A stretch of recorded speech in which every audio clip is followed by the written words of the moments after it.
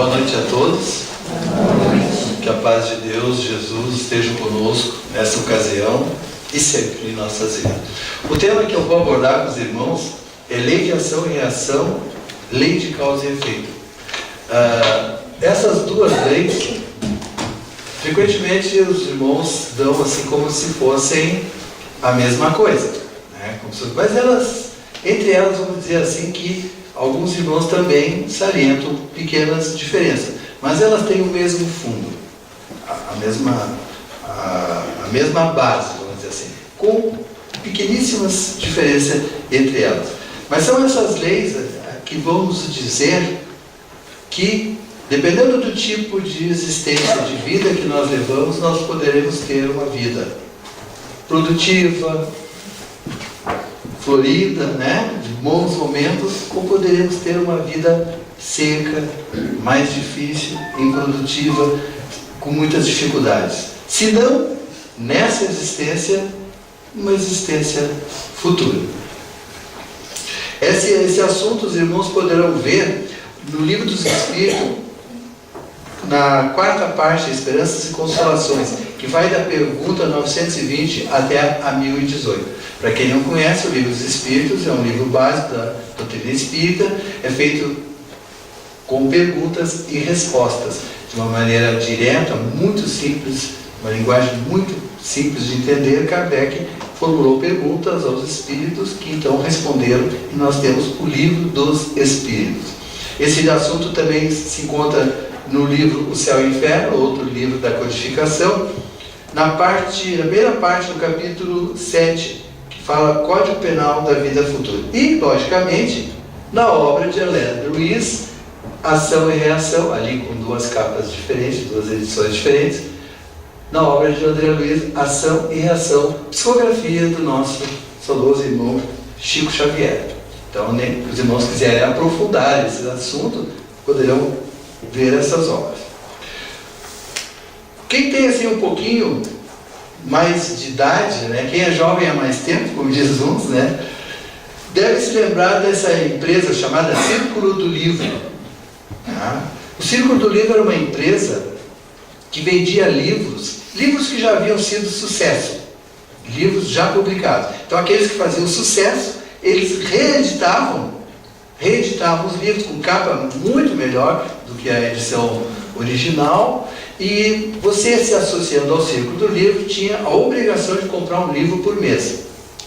E se você não comprasse, então eles lhe mandavam o chamado livro do mês, aquele livro que eles escolhiam. Todo mês você recebia uma revista e lá estavam as fotografias das capinhas dos livros, um pequeno resumo de que se tratava.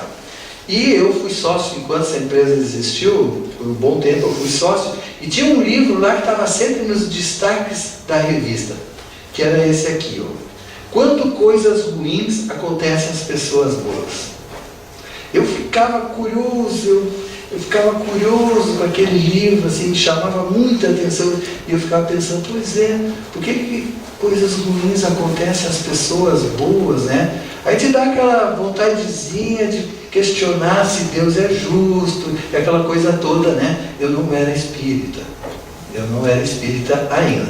Mas, enfim, continuou o livro lá por muitos meses como destaque. Vamos continuar então, nós vamos começar por esse questionamento, a nossa exposição. O inferno existe? Há irmãos que defendem a ideia de que existe um inferno. Nós espíritas defendemos a ideia de que não, por uma questão de lógica, de razão. Você já deve ter ouvido a famosa frase: o espiritismo é a doutrina da lógica, da razão, né? Porque é assim a doutrina espírita. A gente não crê nas coisas porque vem aqui o Vanderlei, o Renato, o Carlos, e dizem que vocês têm que aceitar sem questionar nada. A doutrina espírita realmente é da lógica e da razão. Então, por que nós não acreditamos que o inferno existe? Porque a gente acredita que Deus é infinitamente bom e justo, não é verdade? Todo mundo acredita que Deus é infinitamente bom e justo. Só por isso a gente já pode dizer, olha, como um Deus infinitamente bom e justo permitiria um inferno, a existência do inferno, para mandar as criaturas que Ele mesmo criou para lá? Porque Deus, sabendo de tudo, Deus é onisciente, sabe de tudo, sabia quando nos criou que a gente ia resvalar no caminho e que a gente talvez cometesse alguns erros graves, né? E aí ele criou um inferno sabendo que a gente ia errar tão feio para mandar a gente para lá. Não teria sido mais fácil para Deus criar a gente tudo perfeitinho, bonzinho e sem inferno? Então, por essa razão, a gente não acredita. A gente não acredita no inferno porque a gente acredita também nos ensinamentos de Jesus. Quando Pedro procurou Jesus, perguntou a ele: mestre, até quantas vezes eu devo perdoar aquele irmão que peca contra mim? 7 vezes? Perguntou Pedro. E Jesus disse: não 7 vezes, mas 70 vezes 7 vezes. O que na linguagem da época quer dizer não 490, mas sempre. Ora, então vamos imaginar isso. Se nós, seres imperfeitos ainda, cheios de defeitos, pelo ensinamento de Jesus, que Jesus trouxe de Deus para nós, devemos perdoar sempre, como é que Deus, na sua imensa perfeição, infinita imperfeição, não vai perdoar sempre? Se nós imperfeitos temos que perdoar sempre, como é que a capacidade de Deus de perdoar vai ser menor que a nossa? Então Deus perdoa sempre. Ninguém vai para o inferno. Então podemos continuar a errar infinitamente pela vida, que está tudo bom, ninguém vai... Aí que está. Não é assim. Podemos errar? Podemos. Vamos errar? Vamos. Mas Deus, como todo pai, e quem é pai sabe, a gente fica bravinho de vez em quando, né? Mas a gente perdoa o filho, mas quer que ele não volte a errar. A gente quer que ele se mete. E Deus é a mesma coisa com relação a nós. Ele perdoa, mas quer que a gente se arrependa do erro, corrija o erro e não volte mais a errar. E para isso, Deus nos dá a reencarnação. Por que Deus nos dá a reencarnação? Como nós não vamos para o inferno, as vidas sucessivas, tivemos vidas passadas, temos essa, vamos ter vidas futuras. As vidas sucessivas são oportunidades que Deus nos dá para nós corrigirmos os nossos erros, as nossas agressões aos nossos irmãos, enfim, tudo que a gente comete de errado, Deus nos dá a chance de corrigir tudo isso numa nova vida, numa nova etapa no corpo. Então ninguém vai para o inferno. Enquanto nós tivermos um erro a ser corrigido, enquanto nós não aprendermos o que temos que aprender, enquanto a gente não aprender a amar, por exemplo, que é uma coisa que a gente precisa aprender muito, nós vamos reencarnar tantas vezes quanto forem possíveis, necessárias para que a gente, em cada uma delas, vá buscar reparar os erros e aprender novas coisas. Lá, às vezes as pessoas pensam: mas esse negócio de reencarnação, eu só ouvi falar do espiritismo, às vezes numa outra religião oriental. Será que é coisa dos espíritas? Não. Reencarnação é uma lei divina, sempre existiu. Só a título de curiosidade para os irmãos aqui presentes, eu vou dizer para vocês que a crença dos cristãos, dos primeiros cristãos, até o século VI, era a reencarnação. Os primeiros cristãos já organizados como igreja católica, hoje, eram reencarnacionistas. Isso vocês certamente não ouviram falar, mas os primeiros cristãos, inclusive os cristãos já organizados como igreja, eram reencarnacionistas. A crença da reencarnação só foi removida da igreja no ano de 553, quando era imperador do Império Romano, Justiniano, que era casado com uma senhora chamada Teodora. Mas por que mudaram a crença? Mudaram porque a dona Teodora, a imperatriz, ela tinha sido uma cortesã. Cortesã, hoje a gente chamaria, quem sabe, de prostituta. Ela tinha sido. E, durante um período, ela até foi muito boa para suas ex-colegas. Até fez coisas muito positivas pelas ex-colegas. Mas as ex-colegas começaram assim a se sentir muito orgulhosa de ter uma colega imperatriz. E começaram a falar muito nisso e tal, digamos assim, a divulgar muito esse orgulho da imperatriz ter sido uma colega. E isso começou a incomodar a dona Teodora. Incomodou a tal ponto que ela ordenou o assassinato de cerca de 500 prostitutas em Constantinopla. 500.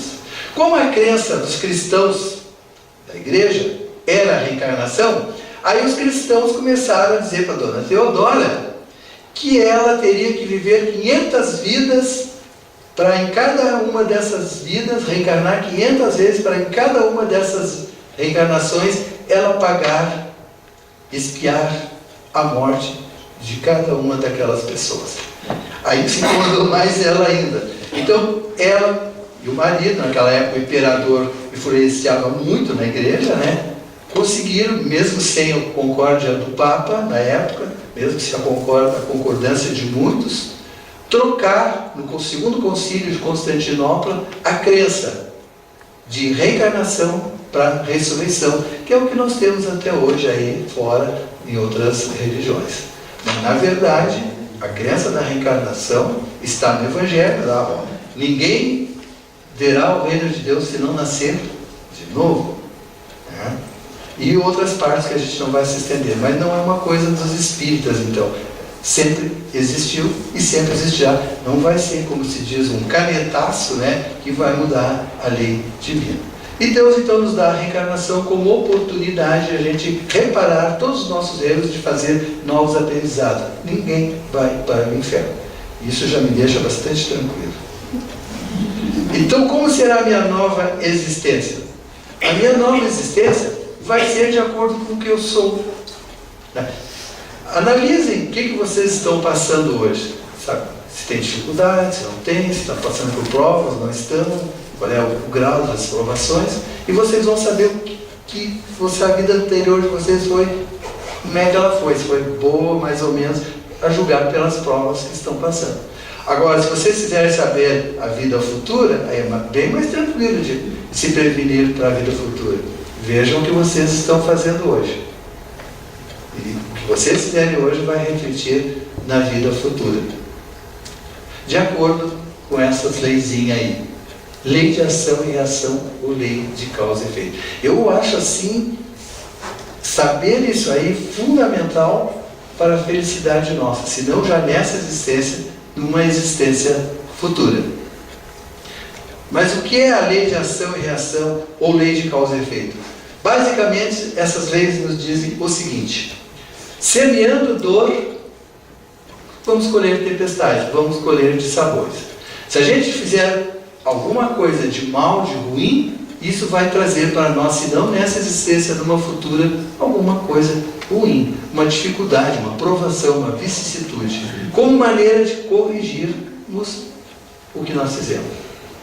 Por outro lado, se a gente semear amor, coisas boas, nós vamos colher bênçãos. Se não nessa existência, numa existência futura. Então, basicamente, essa lei nos diz que o que a gente plantar, nós vamos colher. Nós vamos colher. Ou nessa existência mesmo, ou numa existência futura. Plantar, nós temos livre-arbítrio, vamos ver isso mais adiante, é uma opção da gente. A gente planta o que quiser. Planta o bem, planta o mal, é uma opção. Agora, a colheita é obrigatória. O que vamos plantar, a gente escolhe. É nossa opção. Mas o que vamos colher, não tem jeito. É o que nós plantamos. Então, plante o bem, você vai colher o bem. Plante o mal, você vai colher o mal. Através das provas, das expiações, das vicissitudes que a gente passa na nossa existência. Jesus já colocava isso no seu Evangelho. Lá em Mateus, a cada um segundo as suas obras. Então Deus não fica sorteando, jogando dados com o universo, como se diz por aí. Deus não fica sorteando para aquele ali a felicidade, para aquele ali o sofrimento. Não é assim que funciona. Deus não fica escolhendo quem vai ser mais feliz ou menos feliz, quem vai ter dificuldade, não vai ter dificuldade. Isso está dentro desse ensinamento de Jesus, a cada um segundo as suas obras. Ou seja, nós recebemos na medida do que fizemos, na medida do que merecemos. Por ação da lei de ação e reação, a lei de causa e efeito. Então Deus não fica Não fica escolhendo os felizes e os infelizes. Não. Quem faz a felicidade ou a infelicidade somos nós mesmos, através das nossas ações, através das nossas obras. E Jesus nos alerta quando diz: a cada um segundo as suas obras. A cada um será dado segundo as suas obras, segundo os seus merecimentos. É o que nos diz a lei de ação e reação e lei de causa e efeito. Lembrando que são leis divinas irrevogáveis. Não adianta vir nenhuma Dona Teodora, nenhum imperador querer mudar. Não vai mudar. Não vai mudar. A lei de ação e reação, com esse nome, os irmãos não vão achar nas obras básicas, tá? Vão achar na obra de André Luiz, aqui numa outra edição, tá? Que é uma das 16 obras de André Luiz, Ação e Reação. Então, com esse nome, Ação e Reação, nas obras básicas, os irmãos não vão ver, não vão ler, tá? Vão ler Ação e Reação na obra de André Luiz, Psicografia do Chico Xavier. Nas obras básicas, os irmãos vão ver, a cada um segundo as suas obras, né? Lei de causa e efeito, sobre causa e efeito. Bom, esse aqui é o Sir Isaac Newton. Era um cientista químico, físico, mecânico, matemático inglês. Ele era um físico. Ele é o autor das famosas 3 leis de Newton. A lei da inércia, ou o princípio da inércia, que é aquela lei que explica por que você está lá no ônibus, né? Seguradão lá, segurando, em pé, ônibus cheio e tal. Aí de repente o motorista dá uma freada, o ônibus para, mas você continua indo, né? Às vezes pode ser, não acontecer nada. A minha mãe quebrou uma clavícula num táxi uma vez em Porto Alegre. O táxi parou, mas ela foi e acertou o para-brisa do táxi. Lei da inércia. O segundo lei, ou o princípio fundamental da dinâmica, eu nem me atrevo a explicar para os irmãos, porque eu nunca fui muito bom em física. O que nos interessa é a terceira lei de Newton, que é a lei de ação e reação. A lei de ação e reação, a terceira lei de Newton, ela diz o seguinte: a toda ação corresponde uma reação, de mesma intensidade e sentido oposto. O que quer dizer isso? Quando eu estou caminhando na rua e tem aquela lajezinha um pouquinho mais levantada, e eu dou um bico com a unha encravada naquela laje, o que acontece? Por que eu sinto dor? Com a unha encravada, com certeza. É que, na verdade, se eu bater, der um chute com uma força, digamos, vamos botar números, 5 quilos de força, dar um chute de 5 quilos de força na laje, a laje vai me devolver 5 quilos de força no sentido contrário. Aí eu sinto dor. Se eu socar a parede com 5 quilos, por que eu vou sentir dor nos dedos? Porque a parede vai me devolver 5 quilos contra a minha mão. Mesma intensidade, mas sentido oposto. Foi baseada nessa lei de Newton que André Luiz nomeou a lei de causa e efeito, se podemos dizer assim, como lei de ação e reação. Então, foi por semelhança com a terceira lei de Newton. Então isso dá a entender que a toda ação corresponde a uma reação no mesmo sentido, né? Mesmo na intensidade, mas sentido oposto. Voltando para a lei de ação e reação do Espiritismo. Por exemplo, se eu cometi um mal para o nosso irmão Carlos, tá? Vida passada, eu fiz lá uma maldade qualquer para o Carlos. Eu vou passar pela lei de ação e reação por uma provação, não exatamente igual àquela que eu fiz, aquela maldade que eu fiz para o Carlos, mas de mesmo grau, de mesma intensidade. Então, por isso o André Luiz usou o nome ação e reação para se manifestar quanto àquela lei que diz que nós fizermos vai ter consequências para nós. Como eu falei, ela está lá nas obras básicas, não como ação e reação, tá? Mas a lei de ação e reação, ou lei de causa e efeito, algumas pessoas dizem, mas ela tem a ver então com aquela lei de Moisés, do olho por olho, dente por dente, né? Ou com a lei do karma lá dos hindus. Não. A lei de Moisés não tem nada a ver com lei de ação e reação, ou lei de causa e efeito. A lei de Moisés era uma lei vingativa. Você ia lá, roubava, passava a mão em alguma coisa de uma pessoa, eles iam lá e cortavam a sua mão. Você não passava a mão mais coisa nenhuma. Era uma lei vingativa. Só tinha esse lado da vingança, esse lado negativo. Já a lei de ação e reação, a lei de causa e efeito, ela poderá ser boa, a reação poderá ser boa. Desde que a sua ação seja boa, a sua reação vai ser boa. Enquanto que aquela só tinha um lado negativo, na lei de ação e reação, de causa e efeito, a reação poderá ser boa. Vai depender do que a gente fizer. Como eu falei, Kardec diz lá no Livro dos Espíritos, para todo efeito existe uma causa, e não há causa sem efeito. Então não existe efeito sem causa. Tudo que acontece tem uma causa. Se a gente olhar direitinho, a gente vai ver que tudo que acontece tem uma causa. Nada acontece sem ter alguma coisa que origine aquilo. Vocês poderão ler, como eu mostrei bem no início, no Livro dos Espíritos, no Céu e no Inferno. Bom, uma coisa importante é que o tempo pode modificar qualitativamente a ação, a causa. E por aí então, é que alguns irmãos defendem que a lei de causa e efeito tem um pouquinho de diferente da ação e reação. Enquanto a ação e reação você vai ter, né, uma provação de mesmo grau, de mesma intensidade, a lei de causa e efeito, ela tem, digamos assim, as suas atenuantes. Uma das atenuantes é o poder do perdão. Como explica isso, André? Por exemplo, eu fiz uma maldade, né, para alguém. Vamos pegar o Carlos de novo para a gente. Fiz uma maldade para o Carlos. Pela aquela maldade que eu fiz para o Carlos, eu teria que passar por uma determinada prova, né, uma determinada vicissitude, para reparar o erro e para aprender o certo e abandonar o errado. E como eu não fui lá muito bonzinho, Carlos, fiz uma coisa muito má para o Carlos, eu ia ter que passar por uma prova bem forte. Mas aí o Carlos pensa assim, pá, o Vanderlei me fez aquilo. E como o Carlos é uma pessoa boa, ele vai dizer, pá, coitado do Vanderlei. Ele estava num dia ruim, ele estava mal, ele não queria fazer exatamente aquilo que ele fez comigo. Pobre Vanderlei, vou orar por ele e me perdoa.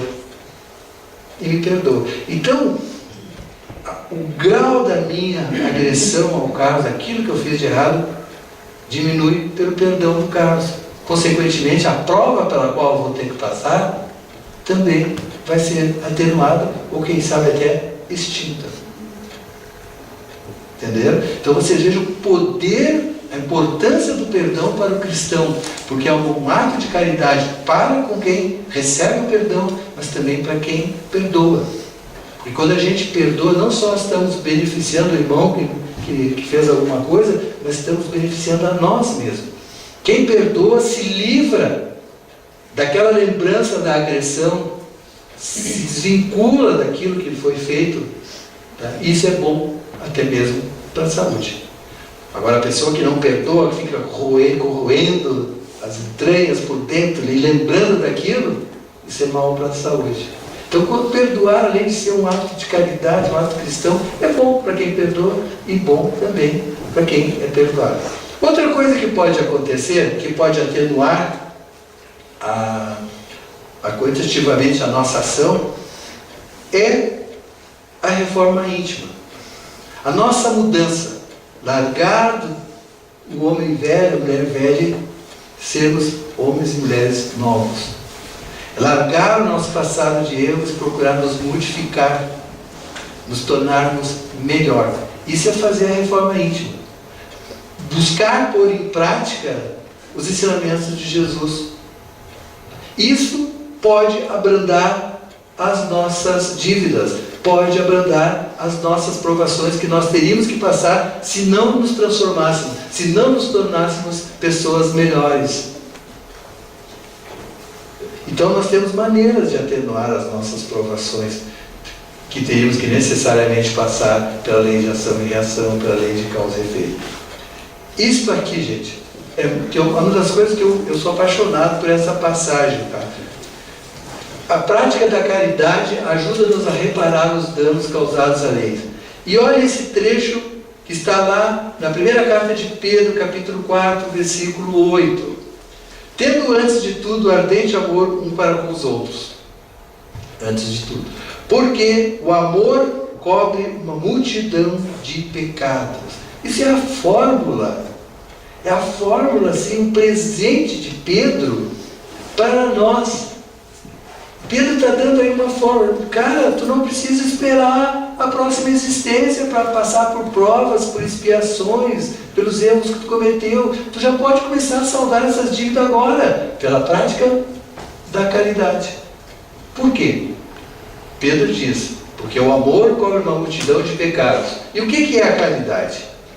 A caridade é o amor dinâmico, é o amor em movimento, é o amor com obras, com ações. Então, quando você pratica a caridade com o próximo, você está amando o próximo. E o amor paga as tuas dívidas. Se não todas, pelo menos uma boa parte delas. Então, eu acho assim, esse ensinamento de Pedro fundamental para a nossa felicidade agora e futura. Tem alguns irmãos que às vezes atribuem a Jesus essa frase, né? Mas não, é de Pedro.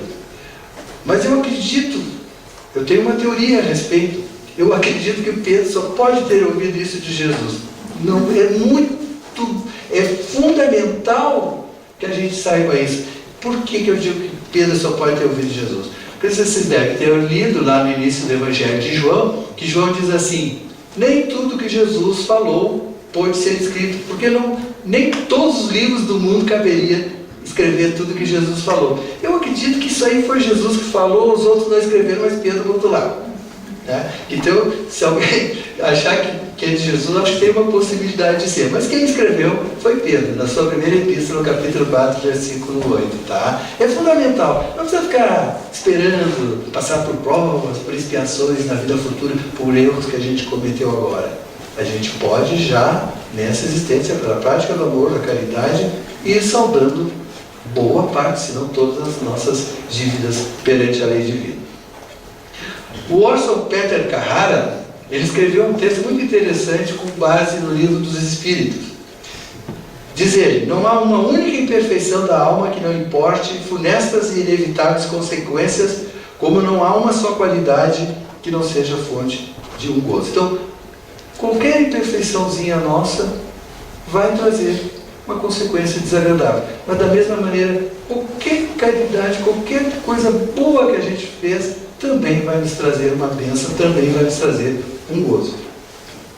É a lei de causa e efeito, ou lei de ação e reação. Então, a lei de ação e reação, ou a cada um segundo as suas obras, baseia-se num perfeito mecanismo de justiça e igualdade absoluta para todos. É uma lei bem democrática, é para todos. Não interessa se a pessoa é rica, se é pobre, o que for, é para todos.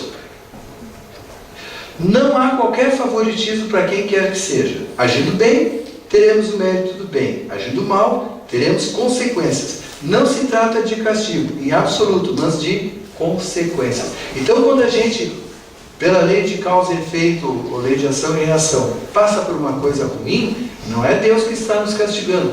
É o efeito daquilo que nós fizemos. Nós estamos colhendo aquilo que plantamos. Não é Deus que quer que a gente sofra, não é Deus nos castigando. Fazer o mal a quem quer que seja nunca será compensador, pois sempre responderemos pelo mal que causamos, inclusive a nós mesmos. Todo bem gera o bem, o mal sempre gerará consequências desagradáveis. Então, quando a gente pratica o mal, não é só o mal aos outros.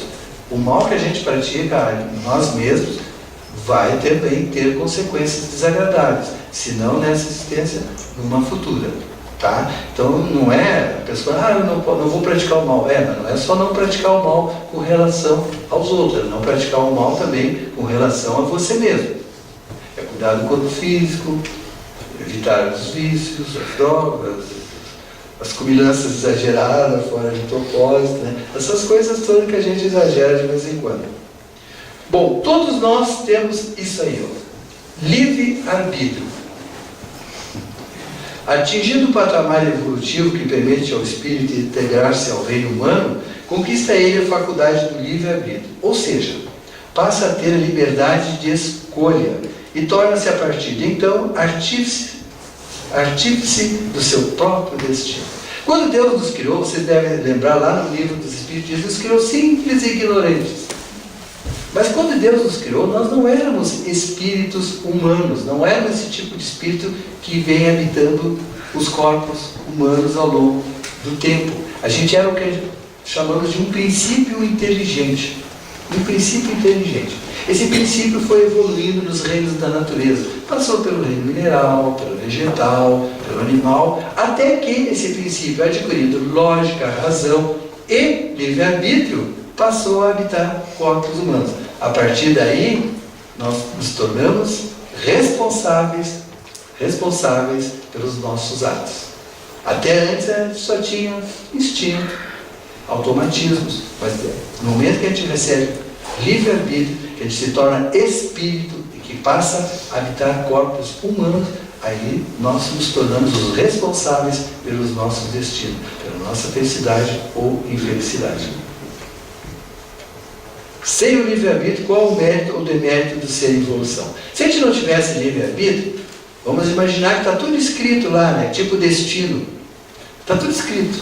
A gente não ia ter mérito nenhum pelo bem praticado, porque afinal de contas não está em nós decidir, né? E não ia ter culpa também dos erros, porque afinal de contas não está em nós decidir, mas está em nós decidir. A gente tem livre-arbítrio, a gente pode escolher o que vai fazer, o bem ou o mal. Em consequência disso, a gente vai ter, então, uma vida melhor ou pior, de acordo com aquilo que a gente fizer. Paulo, apóstolo, também falou sobre livre-arbítrio quando ele nos diz: todas as coisas me são lícitas, mas nem todas as coisas me convêm. Todas as coisas me são lícitas, mas nem todas as coisas edificam. Ou seja, isso é um princípio que existe, que norteia também a doutrina espírita. Nós não temos aqui nenhum tipo de proibição. A gente pode andar de vestido, ou de saia, como cada um se veste como quer, bermuda, né? A gente não tem nenhum tipo de proibição, não. A gente pode cortar o cabelo, não cortar o cabelo, tanto faz, né? A gente tem livre-arbítrio. Não existem proibições. O Espiritismo age de acordo com essa norma de Paulo. Tudo me é lícito. Tudo. A gente faz o que quer. A gente tem livre-arbítrio. Mas nem tudo me convém. Então a gente procura esclarecer as pessoas, a gente traz uma série de conhecimento às pessoas, mas não obriga as pessoas a seguirem. As pessoas que vão analisar e com o seu livre-arbítrio decidir o que vão fazer. Mas aí vão decidir sabendo as consequências. É diferente. Então não existem regras que proíbam. Não. A gente tem esclarecimento e consolo. E as pessoas esclarecidas decidem o que é bom para si ou não. Mas decidem sabendo que tudo vai ter consequência. E todo sofrimento é advindo de uma determinada falta. Bom, a gente sabe que uma determinada falta gera um determinado sofrimento, uma prova, uma expiação. Mas será que todos? Nem todos. Pode tratar-se muito frequentemente de prova escolhida pelo próprio espírito para acelerar seu progresso evolutivo. Antes da gente reencarnar, existe um projeto de reencarnação. A espiritualidade superior planeja alguns atos da nossa existência. Planeja alguns atos para a nossa existência necessários ao nosso crescimento, à nossa evolução espiritual. Isso não é destino, está escrito, vai acontecer. A oportunidade de a gente realizar aquelas coisas que foram planejadas vai surgir, mas a gente, com livre-arbítrio, vai realizar ou não. Bom, quando a gente é um espírito já de razoável evolução, nós participamos desse planejamento também. Nós podemos participar desse planejamento. Então o espírito, frequentemente, ele escolhe uma prova para fazer com que o adiantamento dele se faça mais rápido. Por exemplo, vamos usar uma coisa bem material, que todo mundo conhece: dinheiro. Uma vida passada, uma pessoa cheia de dinheiro, tinha posses, mas eu não lidei muito com isso aí, muito bem com isso não. Usei mal, gastei mal, fiz coisas que não deveria ter feito. Então, no planejamento reencarnatório, eu já vou pedindo: dinheiro não. Eu quero voltar, mas com uma coisinha bem contadinha, para mim aprender a valorizar o dinheiro, porque eu não aprendi isso na vida passada. Então o Espírito pede a prova como uma maneira de ele aprender e evoluir mais rápido. Esses irmãos, por exemplo, Chico Xavier, Maria Teresa de Calcutá e irmão do centro. Essas pessoas, é bem provável que eles pudessem, pelo que eles vão demonstrar na sua existência atual, que eles já pudessem estar no outro nível, no outro tipo de existência. Mas eles não. Eles passaram a vida toda trabalhando pelo próximo e deram a sua saúde em função dos outros. Chico viveu uma vida toda com muitos problemas de visão, problemas de angina, e todos eles puseram a sua saúde, puseram a sua vida em prol da humanidade. É bem possível que eles possam ter, pessoas desse nível, possam ter pedido essa tarefa, trabalhar arduamente pelo próximo, arduamente pela humanidade, mesmo que isso pusesse em risco a sua saúde. Outra passagem do Evangelho, eu gosto muito sempre de citar, porque eu digo sempre, no Evangelho vocês vão encontrar tudo.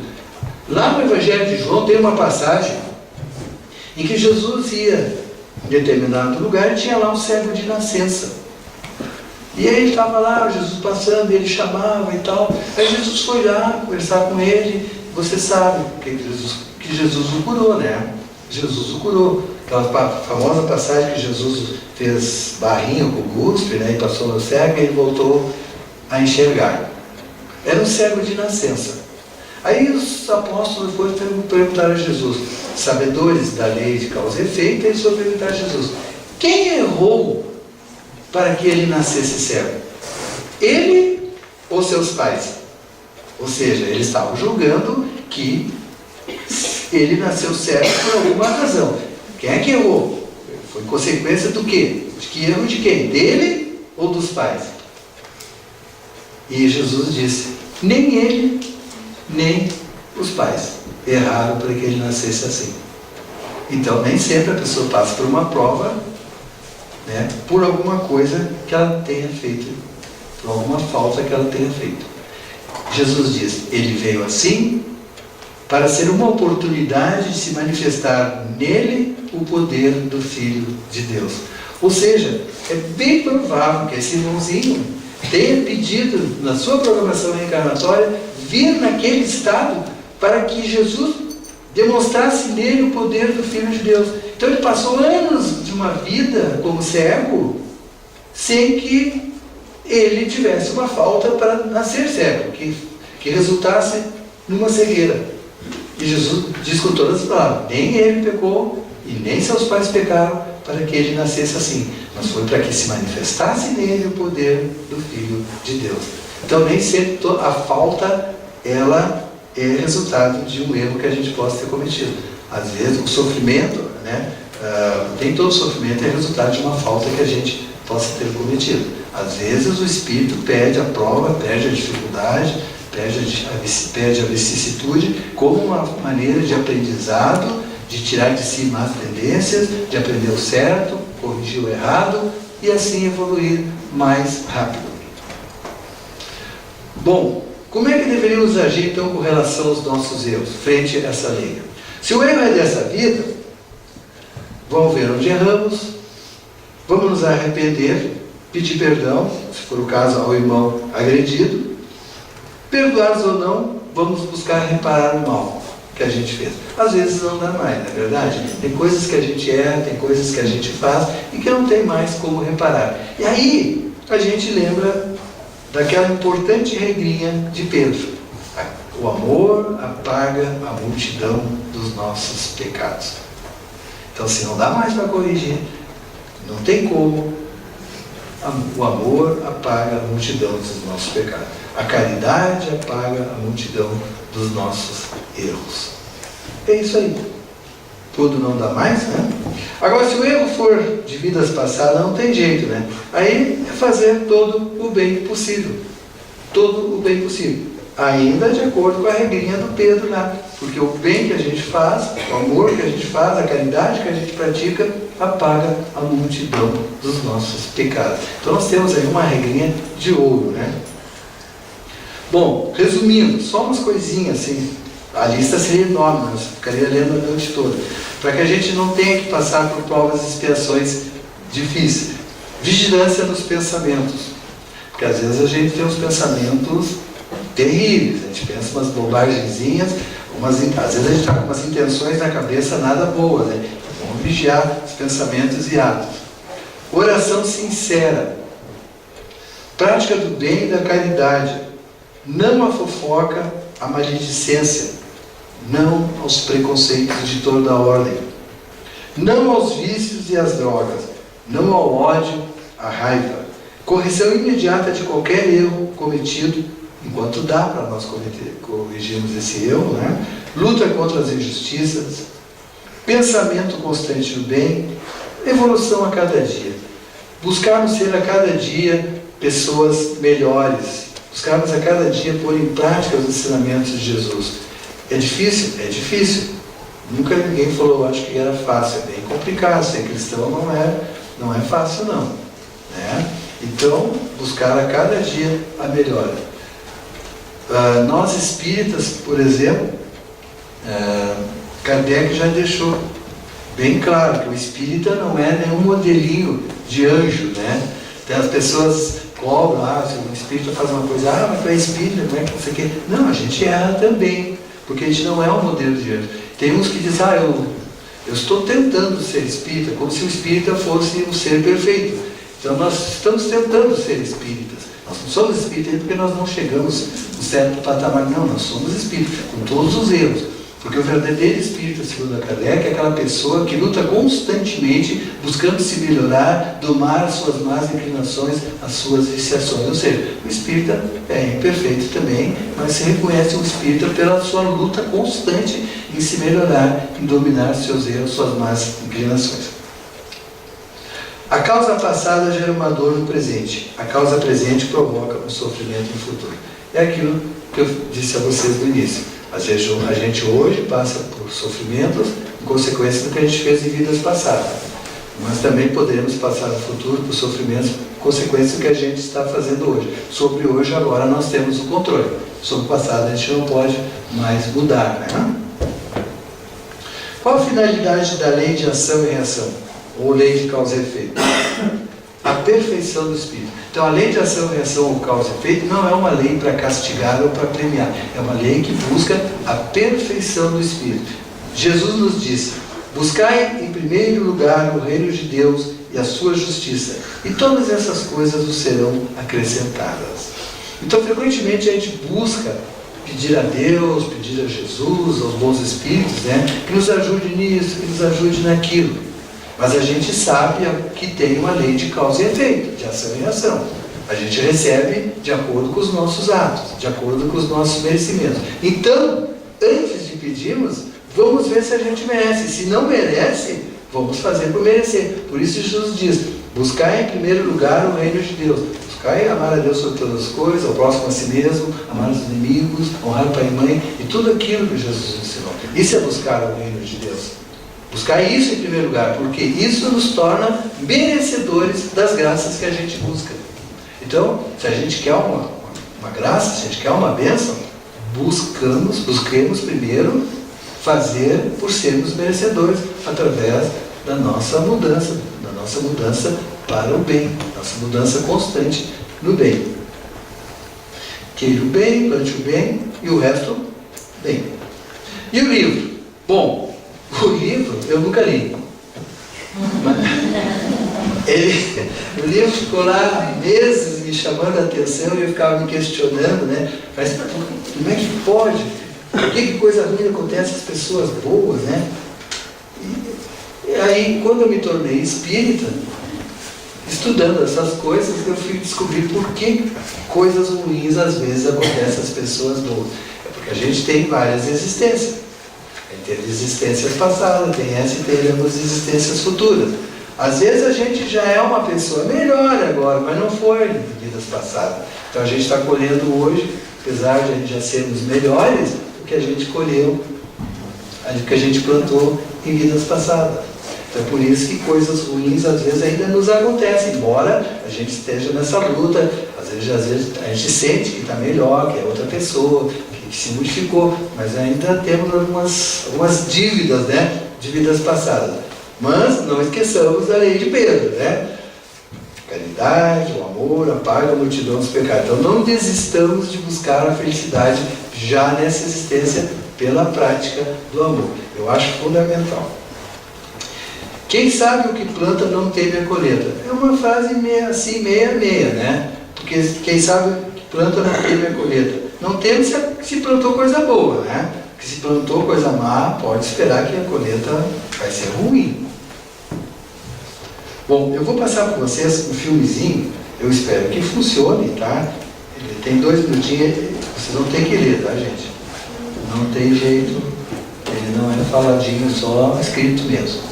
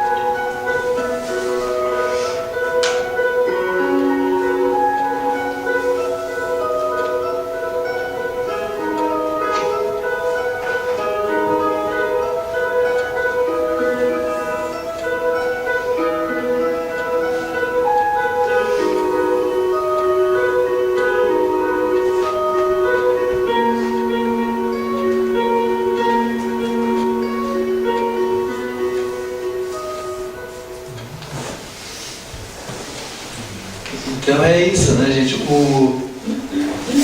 Não faça o bem esperando ser recompensado, mas pode ter certeza que todo bem praticado vai ter sua recompensa. Se não nessa existência, mas existência futura. Eu sempre insisto nisso, mas vai ter sua recompensa. Por outro lado, o mal que a gente comete também vai ter suas consequências. Então é bom praticar o bem, não é verdade? Vinde a mim todos que estáis cansados e oprimidos, eu vos aliviarei. Palavras de Jesus.